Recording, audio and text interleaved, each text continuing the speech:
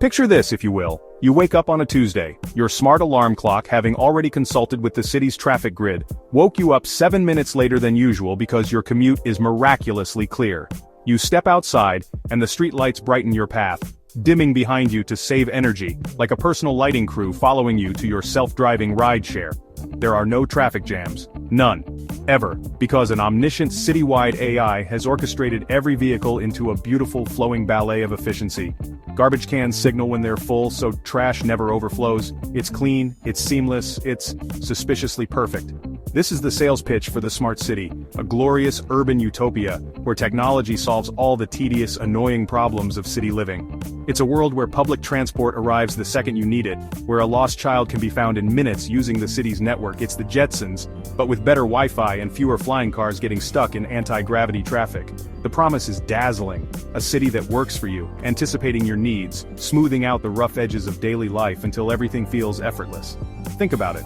No more circling the block for 20 minutes searching for a parking spot, because your car is automatically guided to an open one. No more wondering if you missed the bus, because an app tells you it's precisely 47 seconds away. The air quality is constantly monitored and optimized. Public services are allocated not based on creaky old census data but on real-time dynamic information about where people are and what they need. It's a city that runs not on luck or clumsy bureaucracy, but on the pure, unadulterated power of data. It's a compelling vision, an urban paradise engineered for maximum convenience. And who wouldn't want that? It sounds fantastic. It's the promise of a city that finally gets its act together. It's the urban equivalent of that one friend who is always organized, always on time, and somehow knows exactly what you need before you do. The allure is undeniable. A city that anticipates, adapts, and serves its citizens with ruthless, data-driven efficiency. It's a beautiful dream, a technological marvel that promises to iron out every frustrating wrinkle of modern existence. But like any dream that seems too good to be true, you have to wonder what's happening behind the curtain. So, how does this magnificent urban machine work? How does it know the traffic is clear, that your bus is late, or that a specific trash can is reaching peak banana peel capacity? The answer, and this is where the dream starts to get a little clammy, is data. Rivers of it, oceans of it, and that data comes from one place: you. To make the city smart, it has to watch you, constantly. Every moment of your public life becomes a data point, fed into the system to keep the glorious machine humming along. And that's the fundamental, non-negotiable bargain of the smart city. You trade your privacy for convenience. Your lamppost isn't just a lamppost anymore. It's a sensor hub, equipped with cameras, microphones, and air quality detectors. The bus stop isn't just a place to wait, it's tracking how many people are there via their phone signals. The very pavement you walk on might be embedded with sensors counting your footsteps. To achieve that traffic-free nirvana, the system needs to know where every car, and by extension every person, is at all times. That seamless, personalized experience is powered by the relentless, invisible collection of your personal information, your movements, your habits, your routines. Suddenly the city isn't just a place you live in, it's a partner in a very one-sided relationship where it knows everything about you, and you know very little about it. It knows you left for work at 8:17 a.m., that you stopped for coffee at the same place you always do, that you met a friend for lunch, and that you took a different route home. Each of these individual data points might seem harmless, but when aggregated, they paint an incredibly detailed and deeply personal portrait of your life. It's like having a stalker, but a stalker who can also reroute your bus. The problem is, this trade-off is rarely presented as a clear choice. It's sold as an upgrade, a feature, a step into the future.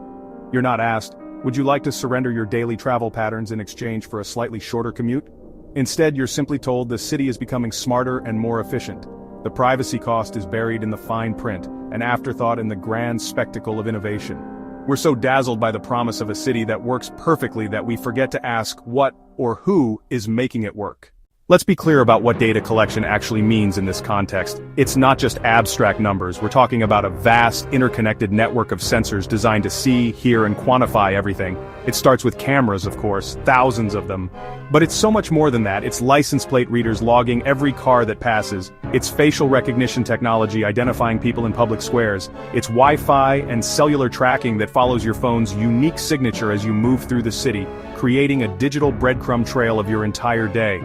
These systems are powered by algorithms, complex pieces of code that analyze the mountains of data to find patterns and make decisions. An algorithm decides if your driving behavior is anomalous. An algorithm identifies a gathering of people as a potential public disturbance. An algorithm flags you for loitering near a train station for too long. The city is no longer a passive backdrop to your life, it's an active observer and increasingly a judge. And the scariest part? You rarely know what the rules are or why a decision has been made. You just know the system has flagged you. This isn't some far-off dystopian fantasy, it's already happening. In many cities, public spaces are blanketed with technology that can identify you, track you, and even listen to you. ShotSpotter technology, for instance, uses microphones to detect the sound of gunshots, but critics worry about its potential to record public conversations. Smart lighting systems with built-in sensors can do more than just save energy. They can become a city-wide surveillance grid. The helpful robot that gives you directions in the mall could also be mapping your face and logging your shopping habits. The line between helpful and invasive is terrifyingly thin. And who owns all this data? Sometimes it's the city, but often it's a private tech company that has been contracted to build the smart infrastructure. That means your personal data, where you go, who you meet, what you do, could become a corporate asset sold to advertisers, insurance companies, or anyone else willing to pay for a detailed look into your life. The convenience of a smart city is the bait, but the real product being bought and sold is an unprecedentedly intimate portrait of its citizens. If you want to see the end game of this kind of mass data collection, you don't have to look very far. Let's take a quick world tour of what happens when smart city tech is pushed to its logical and frankly terrifying conclusion. First stop, China, the poster child for state surveillance. There, facial recognition is integrated into everyday life. You can pay for groceries with your face, but you can also be publicly shamed on a digital billboard for jaywalking, your face and name displayed for all to see. The infamous social credit system uses data from a variety of sources to score citizens, affecting their ability to get loans, travel, or even get their kids into good schools. But don't get too smug, thinking this is just a problem over there. Let's hop over to the West, where we have our own flavor of techno-dystopia. Here it's often branded with friendlier names like predictive policing. This involves using historical crime data to predict where future crimes are likely to occur and deploying police forces to those areas. It sounds logical, right? Except the historical data is often biased. If a neighborhood has been historically over-policed, the data will show more crime there, leading the algorithm to send more police who then make more arrests, creating a self-fulfilling prophecy of bias. These systems don't just reflect existing inequalities, they amplify them. If an algorithm is trained on a biased world, it will produce biased results with the cold, unfeeling efficiency of a machine. It creates a two-tiered society. For some, the smart city is a seamless convenience. For others, often minority communities and the poor, it's a system of heightened surveillance and automated suspicion. The same technology that helps one person find a parking spot can be used to unfairly target another for a police stop and frisk. The utopia for some is built on the oppression of others, and the margin for error is huge. Facial recognition systems have been shown to be less accurate at identifying women and people of color, leading to wrongful arrests. An algorithm might flag you as a potential threat based on a pattern of behavior that is entirely innocent. But try arguing with an algorithm. There's no one to complain to, no one to reason with. You're simply a data point that the system has deemed problematic, and reversing that judgment can be a bureaucratic nightmare. It's a flawless system of control, provided you don't care about fairness, justice, or the occasional catastrophic mistake. So here we are, standing at a crossroads. Down one path is the gleaming promise of the smart city, a world of effortless convenience where everything just works. It's a very tempting path. Down the other is the preservation of something less tangible but infinitely more precious. Our privacy, our autonomy, and our right to be imperfect, unpredictable human beings without being constantly monitored, measured, and judged. The central question we have to ask ourselves is brutally simple. Is the comfort worth the cost? How much of our freedom are we willing to trade for a shorter commute? The danger is that we are sleepwalking into a future we didn't consciously choose. We are adopting these technologies piece by piece, a smart doorbell here, a citywide Wi-Fi network there, without stopping to consider the cumulative effect of it all. Each step seems small and reasonable on its own, but together they are building an infrastructure of surveillance on a scale previously unimaginable. We are constructing a digital cage around ourselves, and the terrifying part is, we're doing it willingly, mistaking the bars for convenient features. The architects of these smart cities, whether they are governments or giant tech corporations, have their own agendas. For them, a predictable, quantifiable, and controllable population is the ideal. An efficient city is one without surprises, without dissent, without messiness.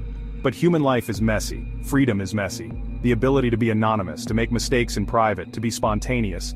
These are not bugs in the system to be engineered out, they are fundamental features of a free society. Are we so eager for convenience that we're willing to file down the essential, chaotic edges of our own humanity? Ultimately, the future of our cities hangs in the balance. We can still demand transparency, accountability, and control over our own data. We can insist that these technologies serve us, not the other way around. But the window to do so is closing. If we don't wake up and start asking the hard questions now, we may find ourselves living in the most convenient, efficient, and comfortable prison ever built. A 5-star cage where the Wi-Fi is great, the traffic is non-existent, and our every move is tracked, and we will have no one to blame but ourselves for handing over the keys.